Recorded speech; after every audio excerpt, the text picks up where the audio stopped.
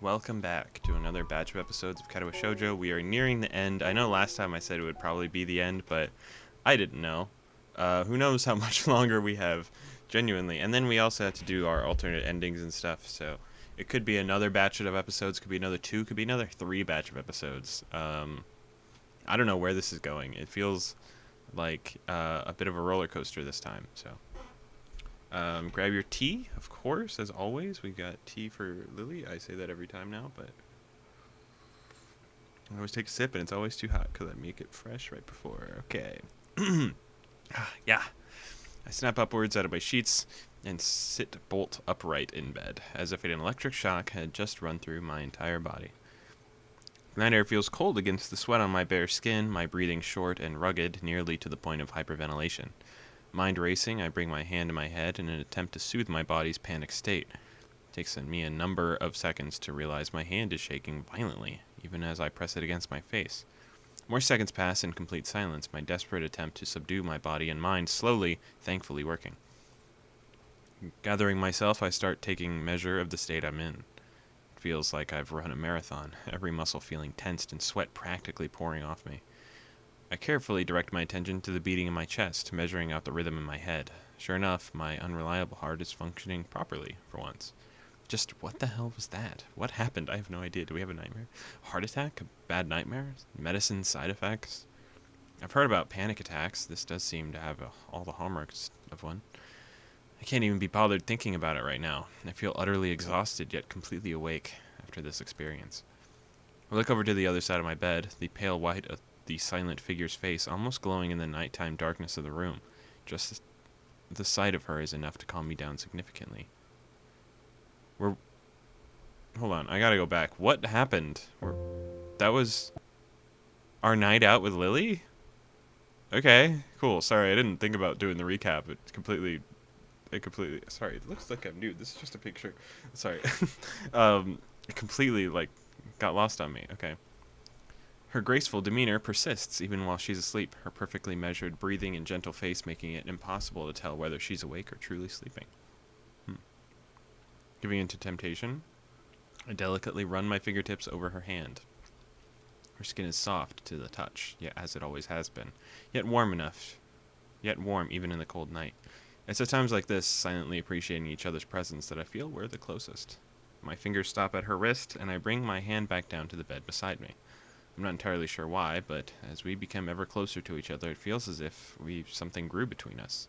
I'm not entirely sure what it is, nor whether it existed before we'd fallen in love. Everything is moving so fast. I don't mind it at all, but it feels unlike Lily to be pushing things this much. Thankfully, there aren't any students milling around in the hallways at this hour of the morning, lest I be interrogated on why I'm carrying 2 plates of breakfast to my room while dressed in obviously hastily donned uniform. That isn't to say things like this never happen, of course. A single security guard patrolling between 2 sets of bedrooms situated right next to each other is a very small force compared to adolescent hormones. Come to think of it, the fact that it's Monday morning probably helps. I'm not really sure why, but Mondays seem to bother me less than they do most others. It takes a little creative use of my hands and elbow but eventually I manage to work to the door of my dormitory room open. Stepping inside, I see Lily getting up from the bed and tiredly rubbing her eyes. She looks a mess, but just like most other times I've seen her is after she soon wakes. Well, she really isn't a morning person. Sorry, I didn't mean to wake you. She groggily shakes her head. The morning light illuminating her makes for a very pleasant sight.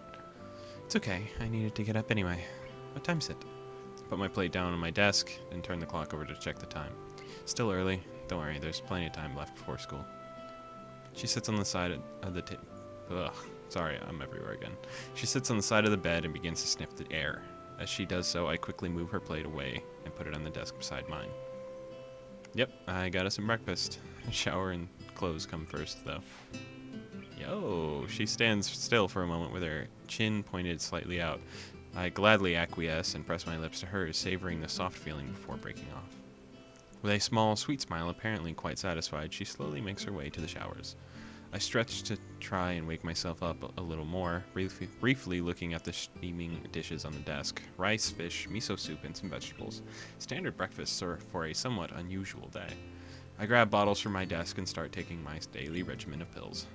Are we not just going to talk about that night terror you just had, bro? That seems really important.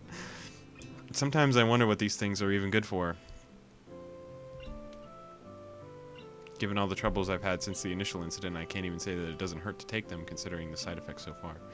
Can't even say that it doesn't hurt to take them, but you just said I wonder what these things are good for.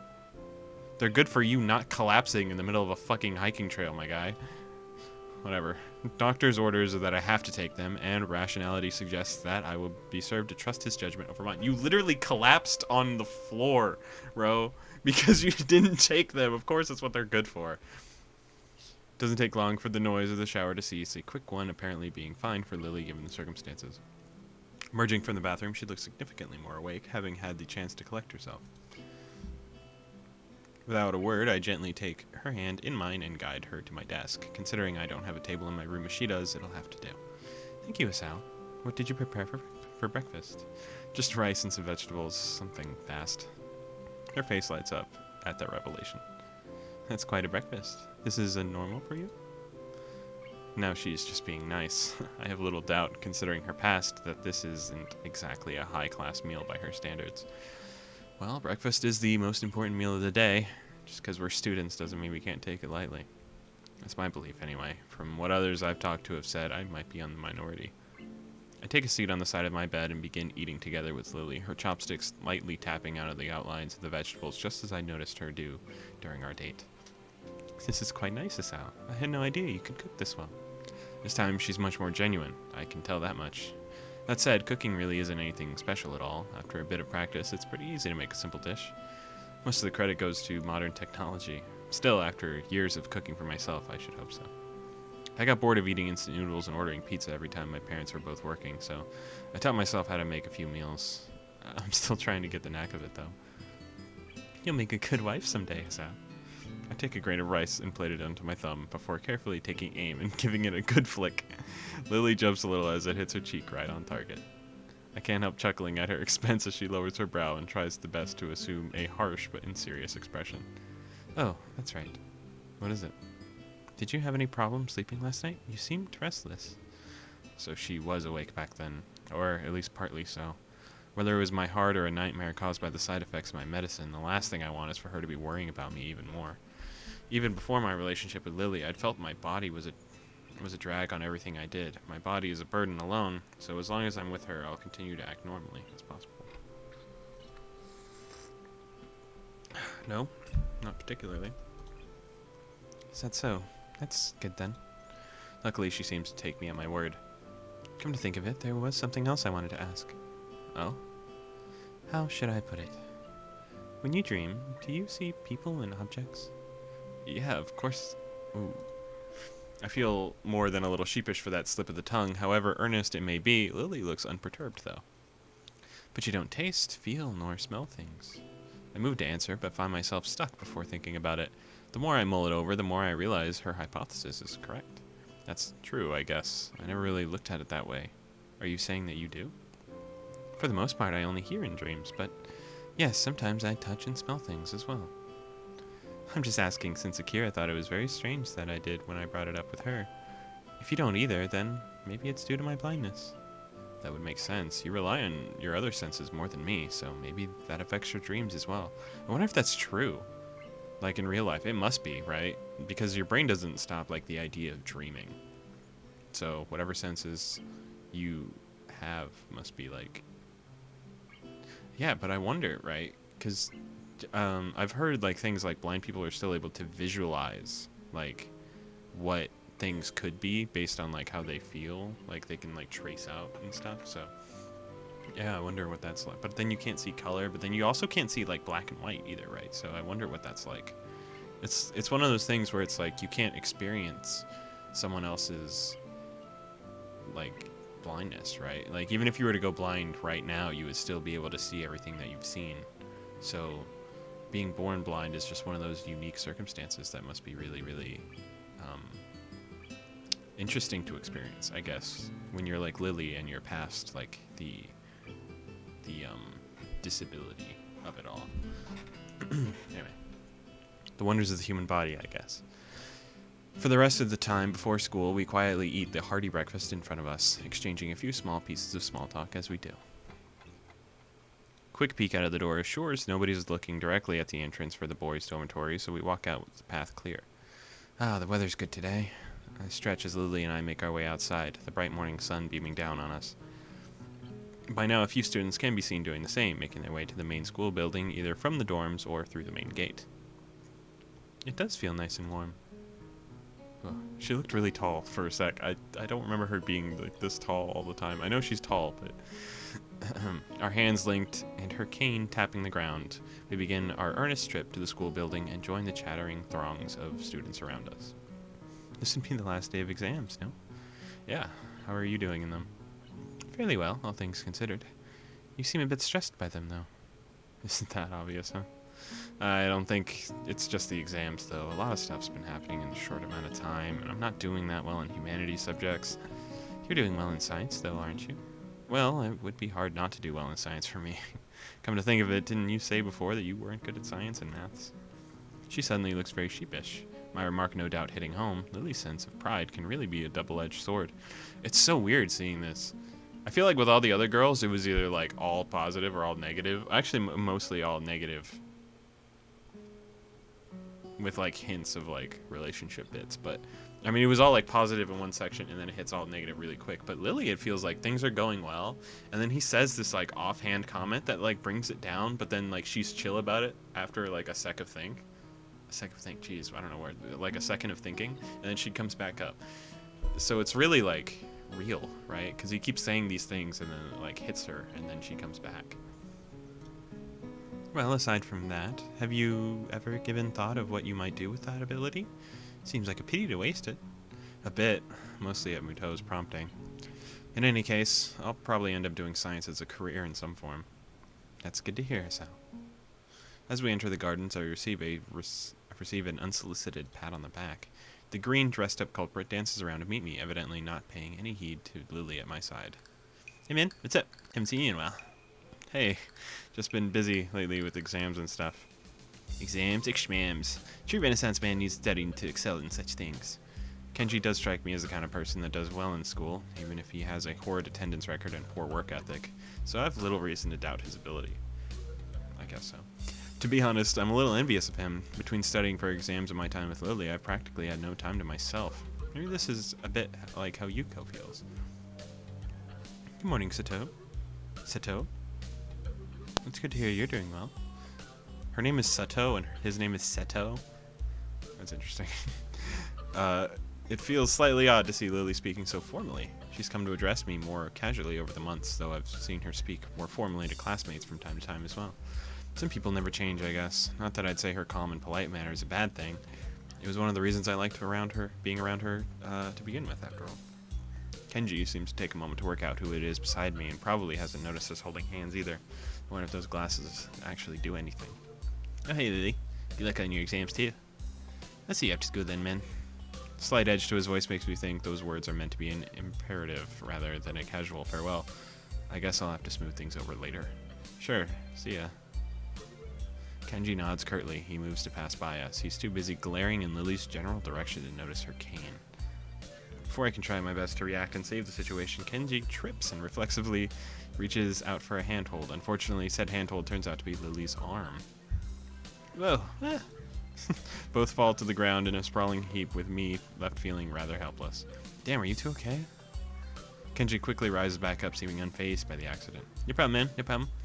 There's nothing my body can handle much worse bees. Lily lies face down in the grass. She doesn't look hurt by the incident, more startled than anything, and I move closer to offer her my help. Are you alright, Lily? Hey, Sato? Kenji offers her a hand, tentatively touching hers to let her know what he is doing. He says some odious things sometimes, but I do think that he may be a genuinely good person at heart. I imagine he feels pretty bad about this. To his surprise and mine, though, Lily pounds the ground with her fist without warning. Damn it. Kenji freezes, entirely caught by surprise at her outburst. Me too. What is happening? I'm just as shocked. She's never acted like this before, not even around Shizune. Seemingly only now remembering that there are people around her, Lily slowly climbs to her feet. Her face, as she does so, makes me retreat a little. I only catch a glimpse of her expression before she turns away, but it's not something I'll forget soon. She showed plenty of annoyance during our clashes with Shizune, but this flash of anger was something else. There's no way this could just be about a petty incident. She pauses for a moment before sighing and walking on ahead. I really don't know what to make of this. I'll talk to you later, dude. See ya. Yeah, see ya. Kenji scratches the back of his head, trying to find something to say, then shrugs and walks away, giving us a wide berth. I quickly catch up to Lily. She turns her head to acknowledge my presence, but nothing else. I should probably scold her for lashing out like that, but I don't want to get into a shouting match with her. She seems very obviously annoyed. In the end, I keep my mouth shut and wait for her to cool off. Whoa. Interesting. After a quiet walk in, we eventually reach the top of the third floor stairs in the junction where we part every day. I turn to Lily before she leaves. While I do like the comfortable and warm silences we usually share, this was anything but. I don't want to leave things like this. You seem quieter than usual recently. Is anything wrong? She shakes her head, almost automatically, as if to dispel any notion that I need to worry about her. It's just the exams taking their toll. I'll be fine. I don't think that's the reason. I very nearly say so, but decide against it. There's no point trying to try it out of her if she doesn't want to tell me, especially when she's in a foul mood like this. If you're sure, I'll see you later then. As I turn down the hall to go to my classroom, Lily's soft voice rings out from behind me. Isao, yeah? I'm sorry. With that, Lily makes off down the hallway to her own classroom, her hand skating along the metal railings.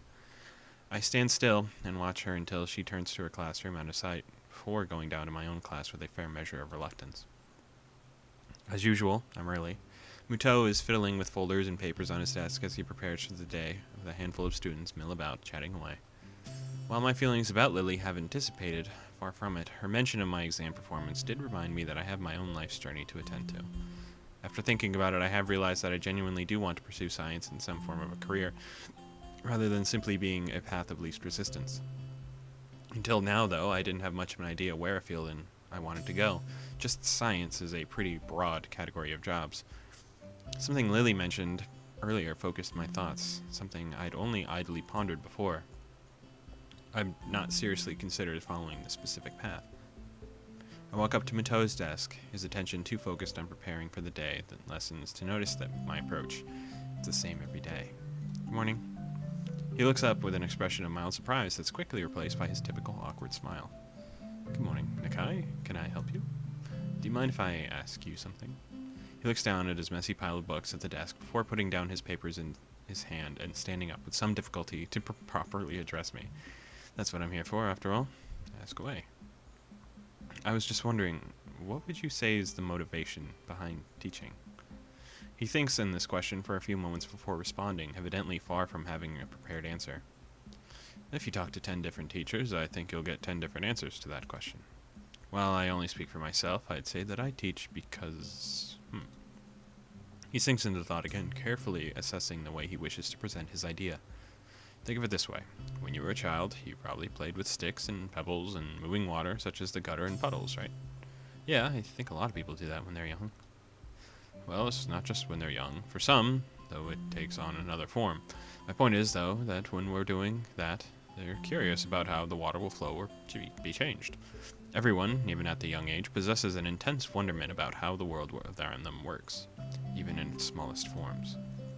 I still think that sense of wonderment about the universe. Even just reading about new discoveries or classic experiments gives me a renewed sense of awe at how marvelous everything is, from the furthest stars to the smallest puddle. I just hope that I can give others even a small piece of that wonderment I feel. Even if I can do that, even if it's just for one person, I think that I can be happy as a teacher. He scratches his head as he mentally reviews what he said.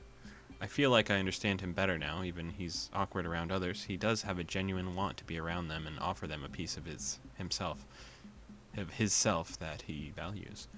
What Lily told me yesterday rings in my ears. I think you get on well with others, huh? She always did say I was unusually curious.